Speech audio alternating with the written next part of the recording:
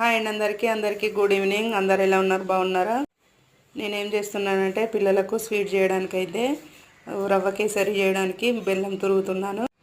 పిల్లలు స్కూల్ నుండి వచ్చిన తర్వాత అయితే ఏం స్నాక్స్ లేవా అని అన్నారు. ఈరోజు క్రిస్మస్ వేడుకలు జరిగినాయంట ప్రోగ్రాము.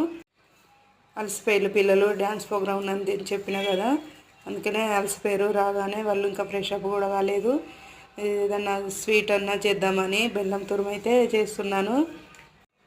ఇప్పుడైతే తొందరగా అయ్యే స్వీట్ అయితే రవ్వ కేసరి కోసం రవ్వ వేంపి ఎప్పటికి ఉంటుంది స్టాక్, అందుకని అది త్వరగా అయిపోతుంది అని అయితే బెల్లం తురుముతున్నాను. తురిమితే చాలా ఈజీగా చేసుకోవచ్చు.